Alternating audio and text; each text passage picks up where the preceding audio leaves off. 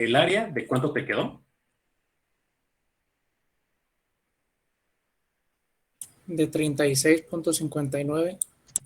36,59. ¿Y el caudal?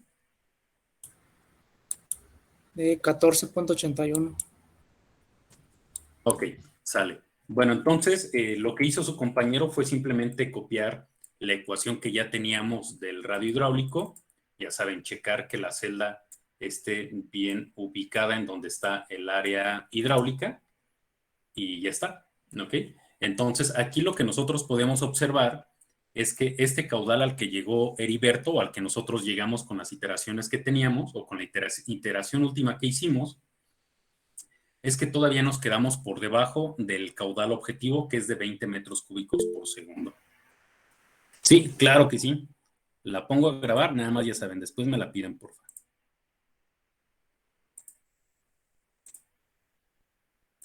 Ok, listo.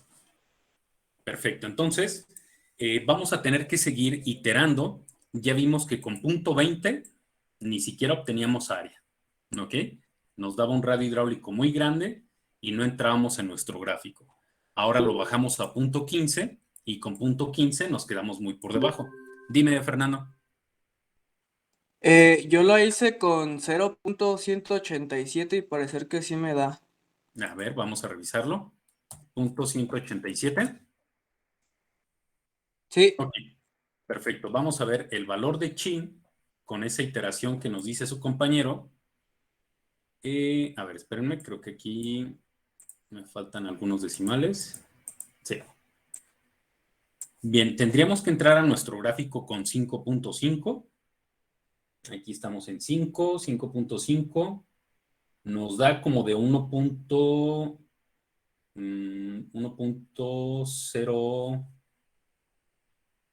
más o menos. ¿Cuánto leíste tú, Fernando? sí, 1.04. Ok, sale 1.04. Y luego con eso obtenemos un parámetro de intensidad de corte de 31 prácticamente. Entonces podríamos dejarlo incluso aquí en 30. Vamos a ver.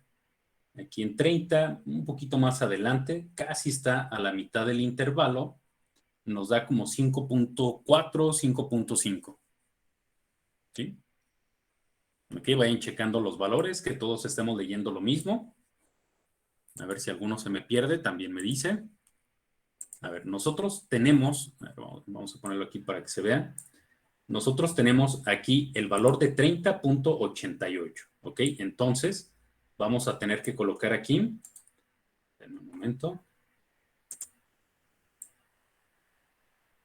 Si nosotros obtuvimos ese parámetro de intensidad de corte de 31, entonces lo buscamos aquí en nuestro gráfico. Aquí sería 30, pues un poquito adelante de 30. Tocamos nuestra curva y ahí estaríamos, ¿ok? Entonces nos da aquí un poquito por arriba de 5. Yo diría que estamos como en 5.2. No sé los demás cuánto alcancen a leer, o tú, Fernando, cuánto leíste. Yo le puse 5.5. Ok. Vamos a ver 5.5. Sí, puede ser. Creo que yo lo dejé aquí ligeramente abajo. Sí, bueno, entre 5.4 y 5.5. Por ahí andamos más o menos. Ok, entonces aquí sería 5.5. El radio hidráulico nos da de 2 metros. Buscamos entonces objetivo, primero ajustando la celda en donde vamos a tener el área ubicada.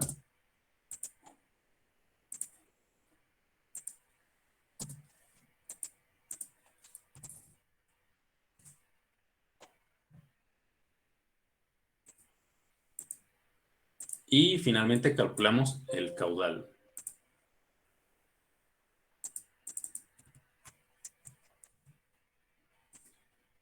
La tenía programada, es área por velocidad. Y ahora sí. 19.98, lo cual ya lo podemos dar por bueno. Ok, todos van bien, todos hasta ahí, la última iteración, o mejor dicho, las últimas dos iteraciones. están de acuerdo con su compañero Fernando y conmigo. ¿Hay alguien que tenga alguna duda, algún comentario?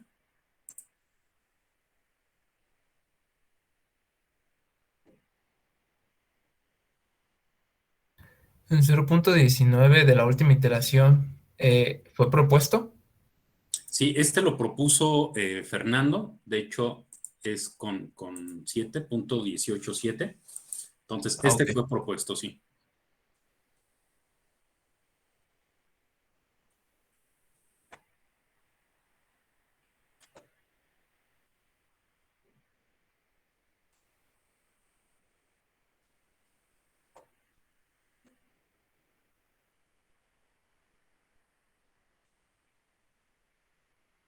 Ok, ¿todos listos hasta ahí? ¿Continuamos? Maestro, Sí. ¿podría volver a repetir lo del área, por favor?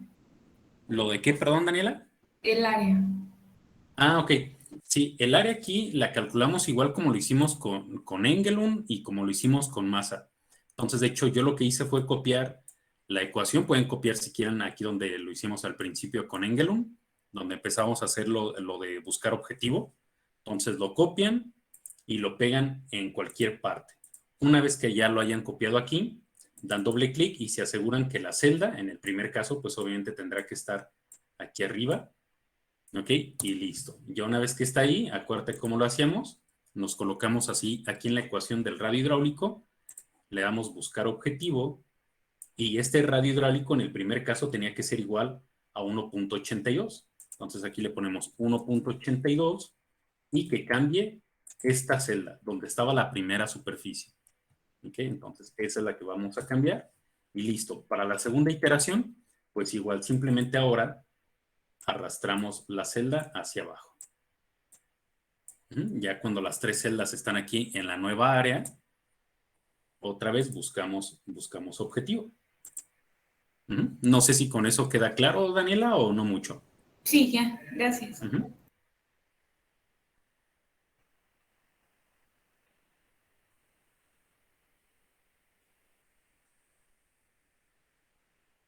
Ok, nos esperamos un par de minutitos para que anoten las últimas dos iteraciones o avanzamos ya.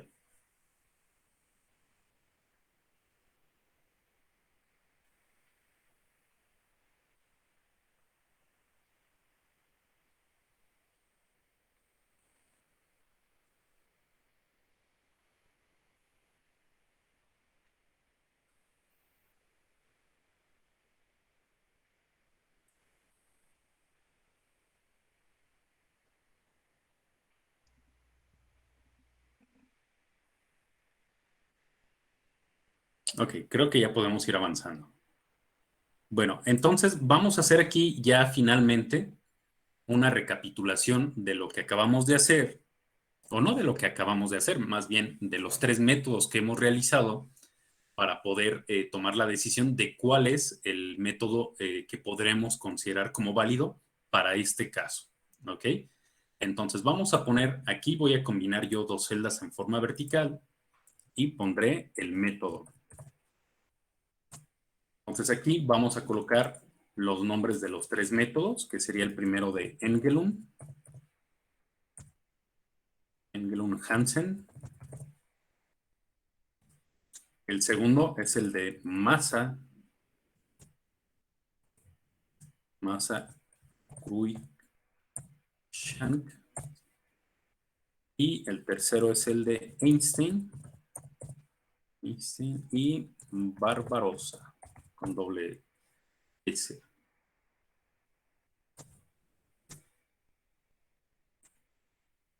Y lo que necesitamos ir recapitulando es todas las características hidráulicas. Por un lado, lo que es el radio hidráulico total. Aquí ya no nos interesa si es asociado a la partícula o al hecho no. Aquí ya datos totales. Luego, cuál es la velocidad de flujo en metros por segundo. Cuál es el área hidráulica. Y bueno, básicamente con eso nosotros podemos ir ya viendo cómo va a quedar nuestro ejercicio.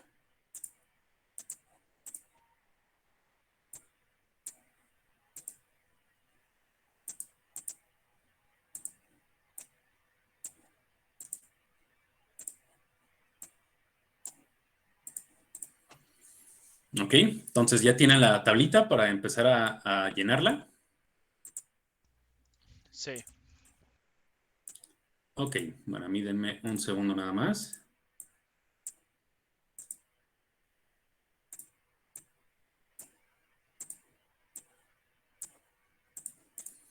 Ok, entonces, a ver, alguien que me diga, no sé, vamos a preguntar de uno en uno. A ver, Fernando, David, todos los datos de Engelund Hansen. ¿Cuál es el radio hidráulico que obtuvimos?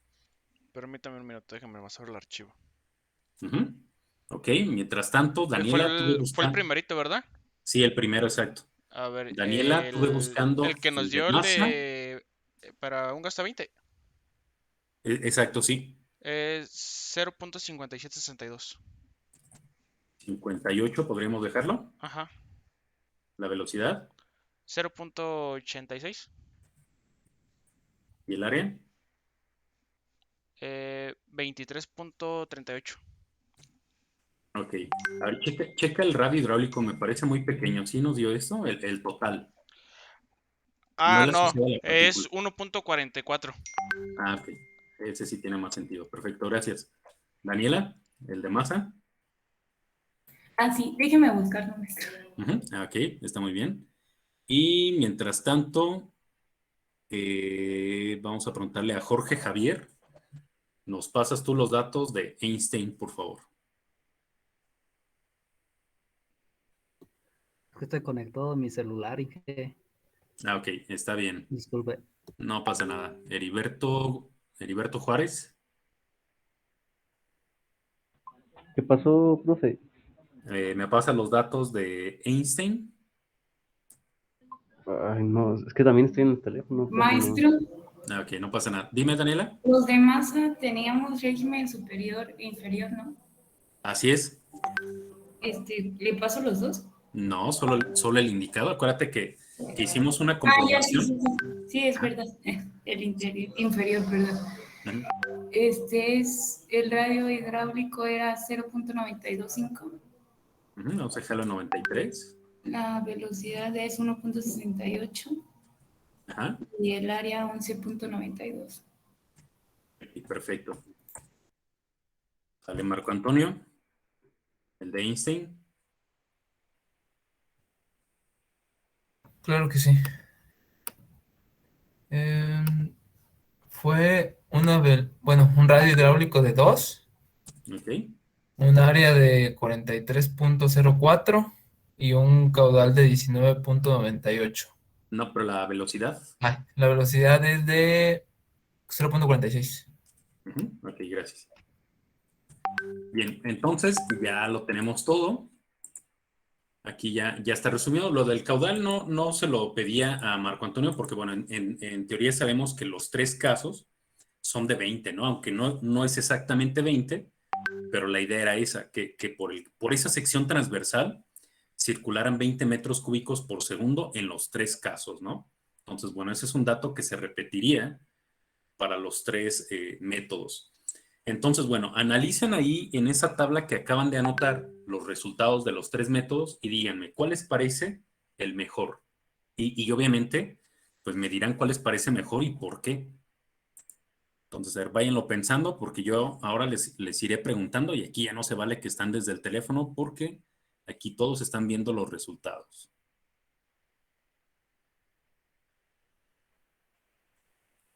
A ver, Fabián Montes.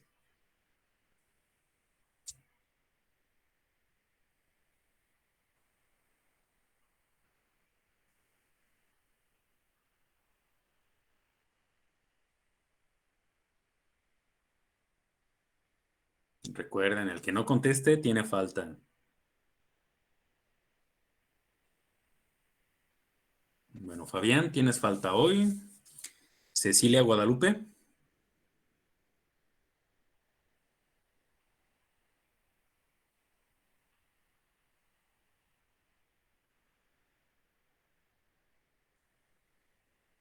Dos con falta. Daniel Ulises. Sí, yo considero que tal vez el de Massa, y no sé pronunciar el segundo nombre, Ujú. es mejor porque necesitamos una menor área, creo yo.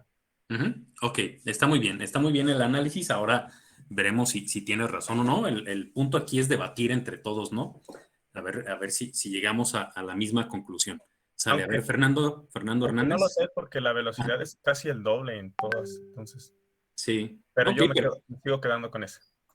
sí, digamos que tu argumento es bastante válido, ¿no? Ya veremos si lo aceptamos o lo rechazamos, pero de entrada, el argumento me parece bien. Dime, Fernando. Bueno, yo considero que se debe tomar el Einstein y Barbarossa porque, bueno, para empezar intervienen como que más parámetros, se toman en cuenta más datos y eso lo hace como que sea el más desfavorable. Entonces, pues yo considero que ese tendría que ser. Ujú. ¿Más desfavorable en dónde? ¿En dónde lo ves tú desfavorable? Eh, pues así, por ejemplo, como se tienen pues más datos, más variables y todo puede tal vez resultar un poco diferente. Ujú. Entonces, pues yo creo que ese. Ok, sale. Muy bien, Fernando. Diana. Yo opino igual que mi compañero Daniel, Ujú. ¿Y por? de el de Ajá. masa. Bueno, no recordaba bien cuáles eran los criterios para elegir el mejor, Ujú. pero pues igual por el área, que es menor. Ujú. Ok, sale. Entonces, digamos que Fernando, vamos a si quieren aquí a ponerle nombres. Fernando. Y como hay otro Fernando, para saber quién es, ponemos su apellido. Fernando Hernández dice que aquí, Daniel y también Diana. Sale, va ganando el de masa 2-1. Pero vamos a preguntarle a un par de personas más. Eduardo Corona.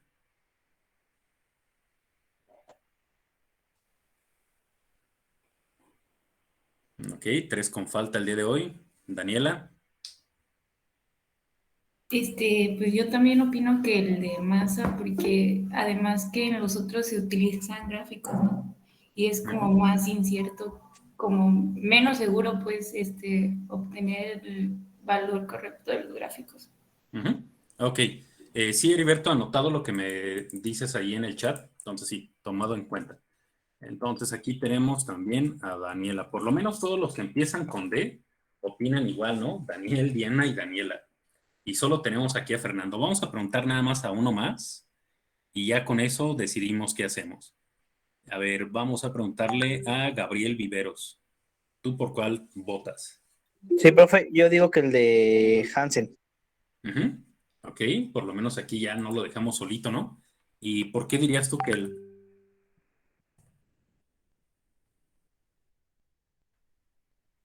Profe, ¿sí me escucha? Sí, sí, sí. ¿Por qué prefieres a Hansen? Porque está en un, ¿cómo se llama? Un parámetro más razonable. Ujú. Ok, muy bien. A ver, Profe, entonces, sí, aquí tenemos ya varios comentarios que toman en cuenta distintos criterios. Por ejemplo, este último me parece también muy interesante de Gabriel. Dime, Carlos. yo también estaba pensando en el de Hansen, más que nada porque está como en medio de los valores de todos.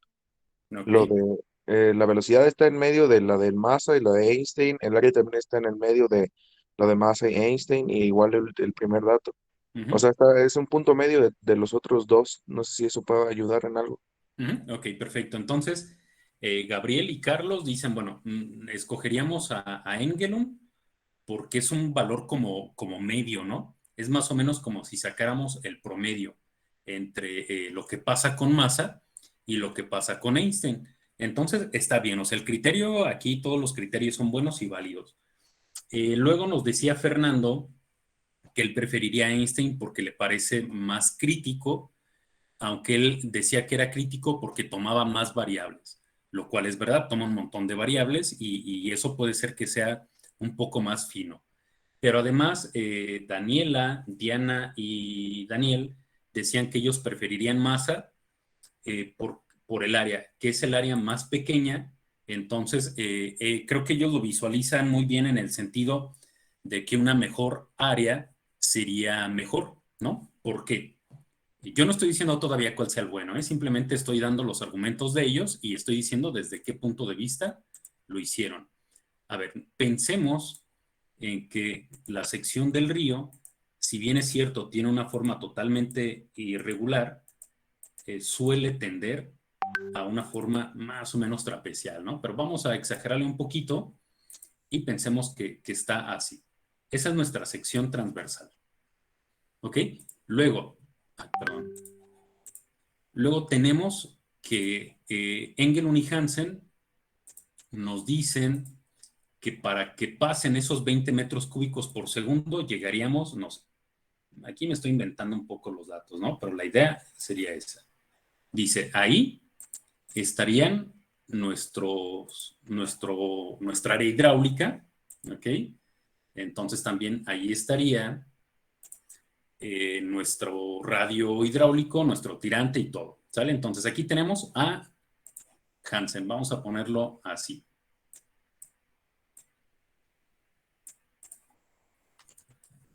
Vamos a poner nada más las iniciales para que quepa todo más fácil, ¿no? Y no se vea tan amontonado. Aquí tenemos a Engelund y a Hansen. Entonces, esto lo opinaban Gabriel y Carlos como la mejor opción por ser el valor medio, ya que en el caso de Massa estaríamos por acá abajo. ¿Ok? Massa y Cruikshank dicen, no, la solución debe estar más abajo. Necesitamos menor área, menor radio hidráulico, ya que tenemos una velocidad sumamente elevada. ¿Ok? Esa sería la razón, ¿no? Recuerden, básicamente lo que estamos haciendo aquí es trabajar con la ecuación del caudal, la cuba. Entonces, si nosotros tenemos un área tan pequeña con masa, obviamente la velocidad tiene que aumentar y aumenta muchísimo comparada con la de Engelund. Aumenta al doble. ¿Sí? Entonces, aquí estamos con masa. Sin embargo, Einstein dice que él no está para nada de acuerdo con estos dos. Y Einstein y Barbarossa dicen que el resultado tiene que estar acá arriba.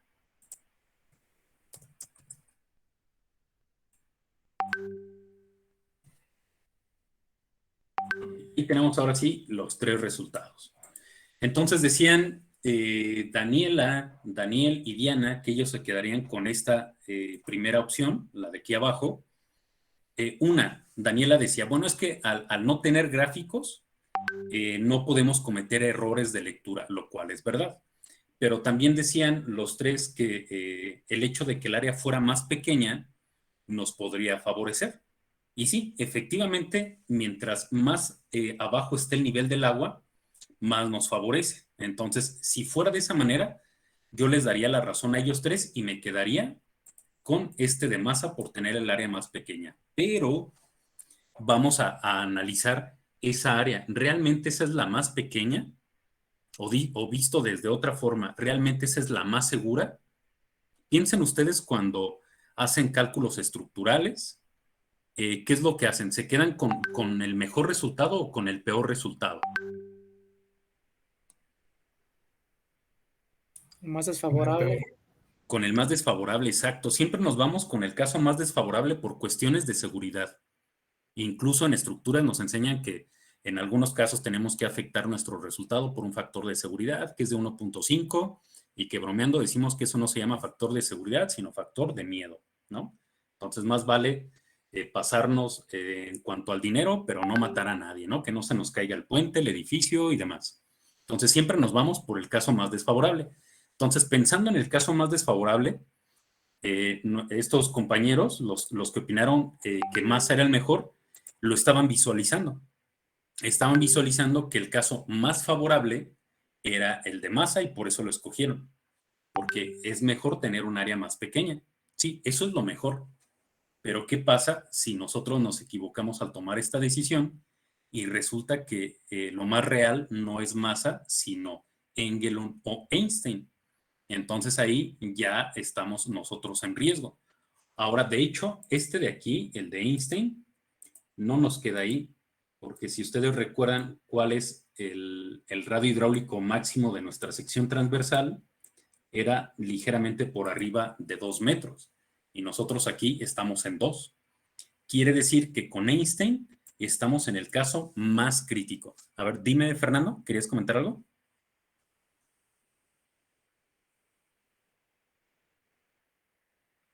Fernando Hernández, ¿no habías levantado la mano? No, ¿la tengo levantada? Sí. A lo mejor se quedó No. levantada de hace rato. Entonces no. Perdón. Ok. Entonces, al final de cuentas, con la opción que nos quedaríamos es con la de Einstein, ¿ok? ¿Ok? Es la más desfavorable. Einstein nos dice, además de lo que dijo Fernando hace rato, al tomar más variables, no importa que sean gráficos, pero el hecho de que tome más variables lo hace en teoría más preciso, ¿ok? Y al analizar los 3 casos, al menos para nuestra sección transversal, sabríamos que en donde necesitamos más área es en Einstein, ¿ok? Piensen ustedes que en ese río necesitamos conducir ese caudal porque es un caudal ecológico, que por si no saben lo que es un caudal ecológico, no, sí, ya lo hemos hablado, es el agua que debe de escurrir para que se mantenga el ecosistema en funcionamiento, ¿no? Que sigan viviendo tanto la flora como la fauna que originalmente vive ahí. Ustedes ya en el siguiente semestre van a ver presas en obras hidráulicas, entonces cuando nosotros colocamos una presa, obviamente le ponemos una barrera al flujo en el río. Entonces, no es que nosotros lleguemos y digamos, como yo quiero almacenar toda el agua posible, voy a poner esa cortina o voy a hacer esa presa y no voy a dejar que pase el agua porque yo quiero almacenar lo más que se pueda. No. Tenemos una norma oficial mexicana que nos dice cuál es el caudal ecológico que tiene que estar fluyendo por ese río siempre. ¿Ok?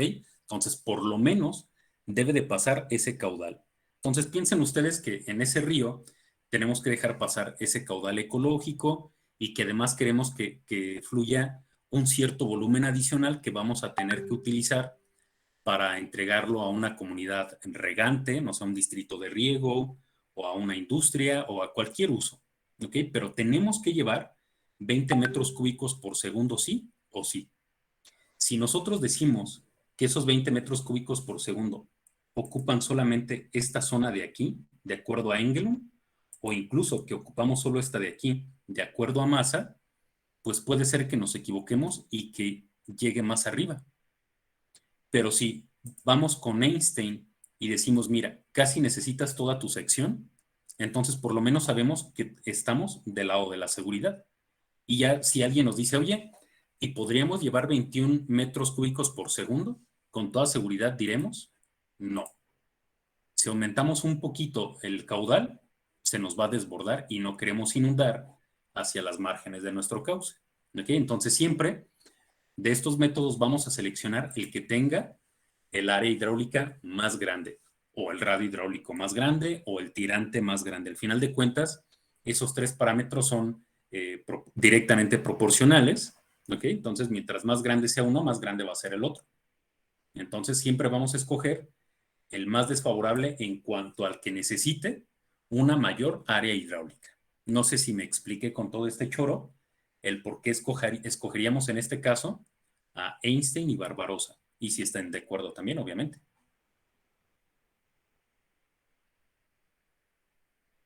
¿Sí, más o menos? ¿O no tanto?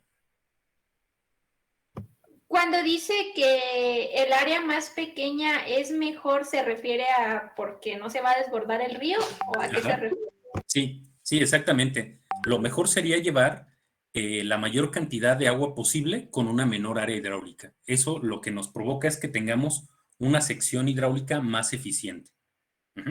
Que a menor área, mayor caudal. Entonces eso quiere decir que tenemos muy buena pendiente o que tenemos muy bajo coeficiente de fricción de Manning, ¿ok? Entonces, mientras más grande sea el área, pues corremos el riesgo precisamente de que se desborde nuestro río. Gracias. ¿Alguna duda más? Los que no escogieron Einstein, ahora que lo explicamos, ¿están de acuerdo? ¿O hay algo en lo que digan, no, es que sigo sin estar de acuerdo?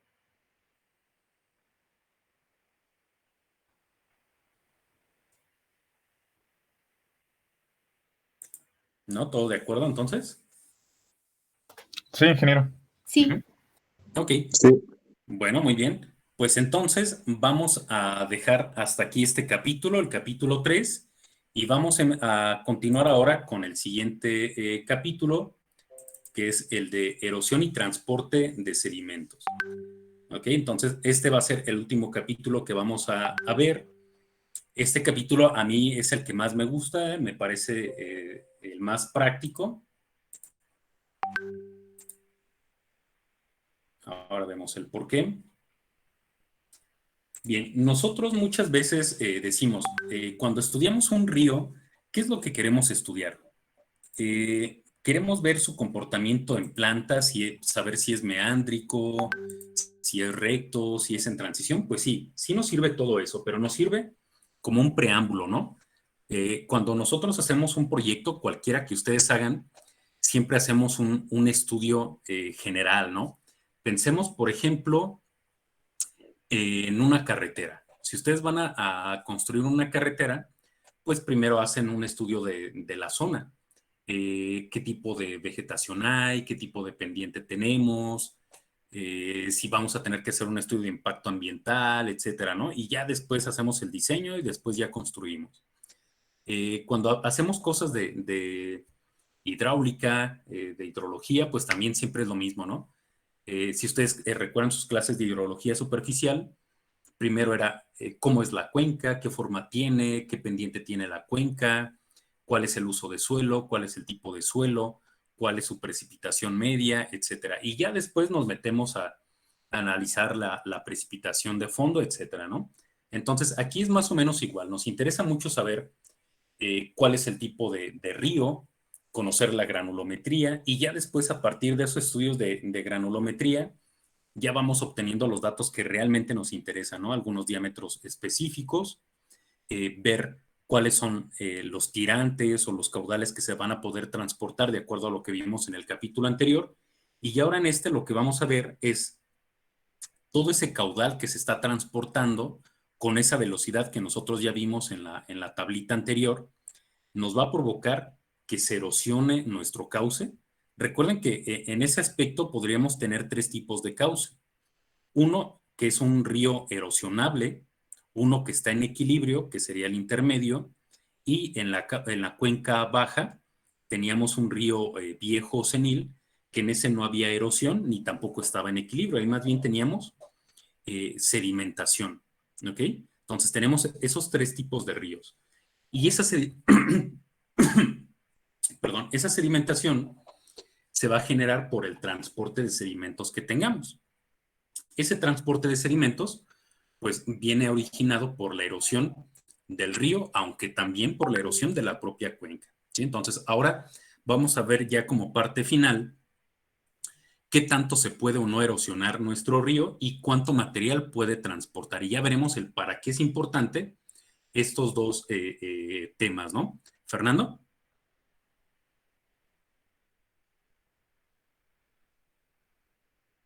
¿No habías bajado la mano o la volviste a levantar, Fernando? No, ingeniero, lo que pasa es que le pongo el botoncito, pero no se baja ni nada. Ah, ok, ok. Bueno, entonces, cuando quieras hablar, ya tú hablas directo, ¿sale? Para Sí, sí. no estarte molestando a cada rato. No, no se preocupe. Ok, sale. Bueno, entonces vamos a empezar. Vamos a ver, obviamente, en ese orden primero la erosión, pero antes de ello, vamos a hablar acerca de generalidades. Digamos que una brevísima introducción a este capítulo. Nosotros ya sabemos, de acuerdo a lo que les acabo de comentar, que todas las secciones y tramos de los ríos pueden estar sujetos, ya sea en mayor o en menor medida, a procesos de erosión o sedimentación, o en algún caso pueden estar en equilibrio. Se erosionan un poco, pero más o menos ese mismo volumen de material que se está erosionando, pues se está sedimentando también. Desde ese punto de vista, se dice que está en equilibrio si no varía el perfil medio del fondo de las márgenes. Existe erosión si el nivel del fondo desciende o al menos una de las márgenes se desplaza hacia tierra. Y hay sedimentación si el perfil del fondo se eleva o al menos una de las márgenes se desplaza hacia dentro del cauce. ¿Okay? Entonces, bueno, creo que esto está bastante claro. Si hay algo que no lo esté, pues me lo dicen. Nosotros tenemos aquí varios perfiles. Tenemos aquí una primera sección. Aquí tenemos una intermedia y aquí tenemos una abajo. Dice que la primera sería el perfil de una sección transversal en un tramo de sedimentación porque se está elevando. En este segundo, si no se eleva ni se profundiza, estaríamos en equilibrio, pero si por el contrario nos vamos profundizando, entonces estaríamos en erosión. Pero dice que no necesariamente tiene que ser toda la sección. Con que pase eso en el fondo o en una de las márgenes, ya lo podemos considerar así. E incluso en los meandros, si ustedes recuerdan, en una misma sección transversal teníamos los dos fenómenos.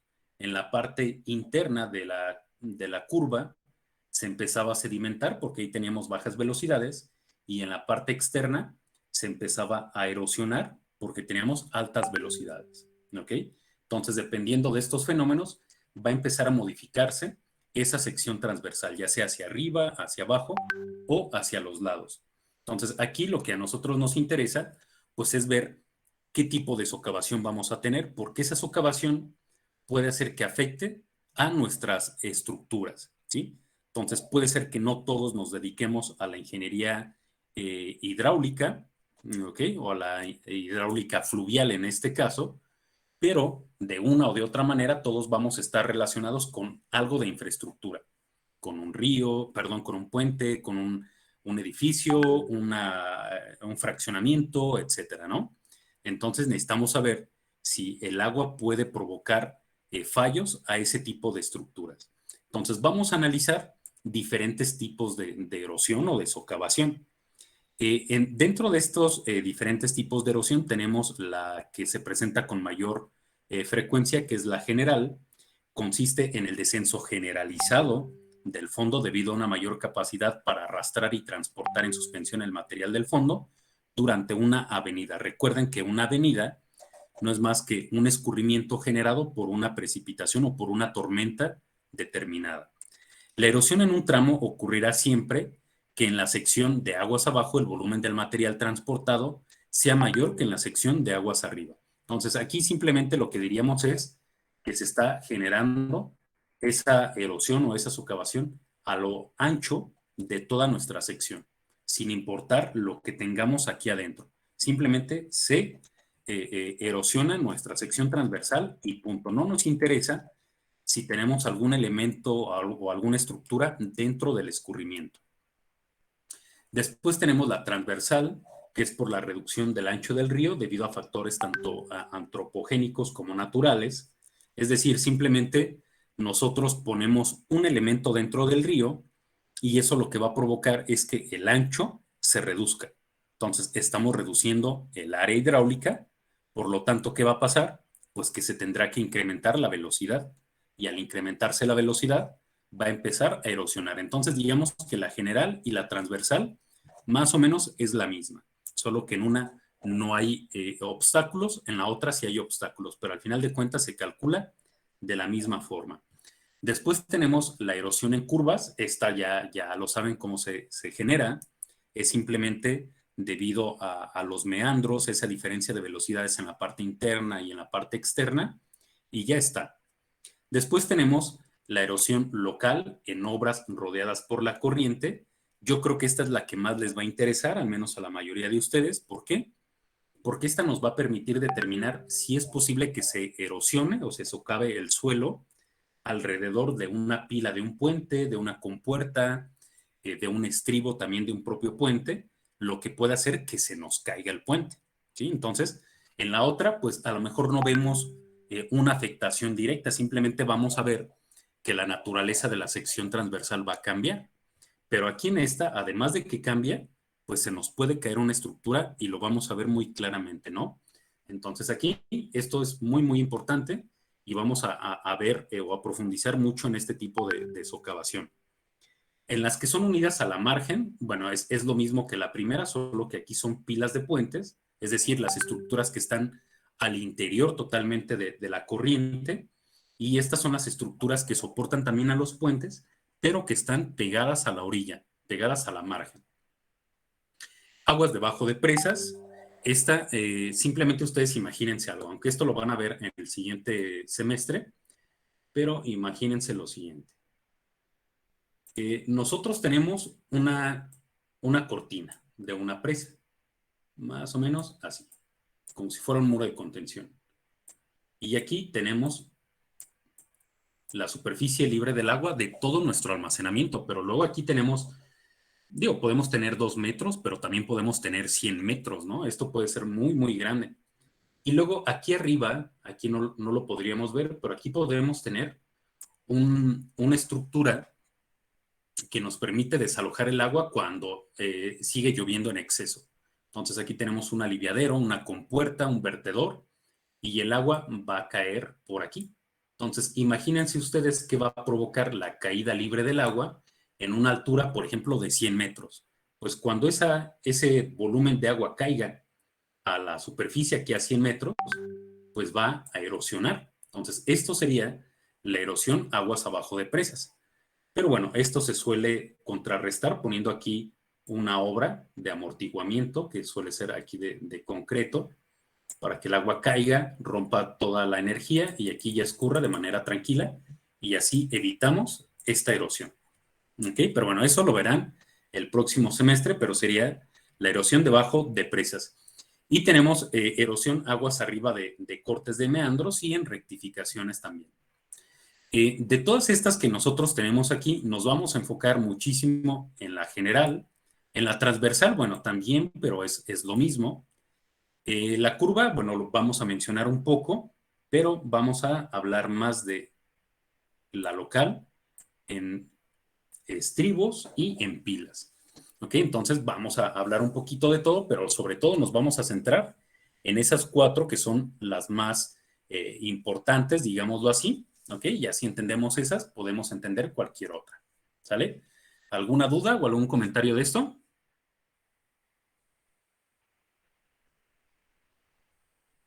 ¿Nada? ¿Ninguna? Ok. Bueno, pues entonces, si no hay dudas ni comentarios, vamos a ver simplemente un pequeño enunciado para entender con qué es con lo que vamos a trabajar a partir de la próxima clase. Dice que vamos a ver aquí fórmulas para determinar la erosión y la socavación. ¿Okay? Ya entramos de lleno a las metodologías para estimar qué tanto se socava nuestro lecho del río. ¿Okay? O a lo mejor no se socava nada. Para ello vamos a empezar primero con la estimación de la erosión general. Recuerden lo que estamos viendo aquí. Hay varios tipos. Entonces vamos a empezar aquí con la general. Entonces, para esa socavación general, la vamos a evaluar por un método que propusieron Lichpan y Lebedev. Este método se basa en la condición de equilibrio entre 2 velocidades. La velocidad que lleve nuestro flujo y la velocidad media máxima necesaria para erosionar el material. Entonces, de hecho, esto ya lo vimos un poco en el capítulo anterior que decíamos, ¿en qué momento vamos a empezar a tener movimiento de partículas? Entonces, nosotros tenemos aquí el lecho de nuestro río y aquí tenemos unas partículas que están adheridas aquí al fondo. ¿Ok? Y tenemos aquí una velocidad. Esta velocidad va a ser la velocidad real. Esta es la velocidad con la que fluye. Esa sería esta velocidad real. Pero esta velocidad puede igualarse a otra velocidad, que es esta de aquí, la velocidad media que necesita para empezar a erosionar. ¿Ok? Como ya se igualó con la que empieza a erosionar, entonces estas partículas en ese momento se empiezan a poner en movimiento. ¿Ok? Entonces, cuando la velocidad real sea igual a la necesaria para empezar a erosionar, en ese momento tendremos erosión general. ¿Ok? Entonces, todo va a partir de que conozcamos esta velocidad y poderla comparar, obviamente, con la velocidad real. Y ahí veremos si la real es mayor o si es menor que la velocidad erosionable. Si es menor, no habrá erosión. Si esta es mayor que la segunda, entonces sí habrá erosión. Sí, más o menos está claro ahí el concepto, ¿no? Sí. Muy bien, pues entonces vamos a dejarlo aquí por el día de hoy Y en la clase del próximo miércoles empezaremos con los datos que necesitamos para calcular y obviamente con las ecuaciones y metodologías para poder llevar a cabo este cálculo de la socavación. Aquí vamos a ver algunos ejercicios más o menos extensos, muchas ecuaciones también. ¿Ok? Entonces, bueno, nos vemos el próximo miércoles para empezar con estas metodologías de cálculo. ¿Sale? Si hay alguna duda o algún comentario, pues aquí estoy a sus órdenes. Si no, se pueden retirar y nos vemos el próximo miércoles. Sale, profe, gracias. A ustedes, nos vemos.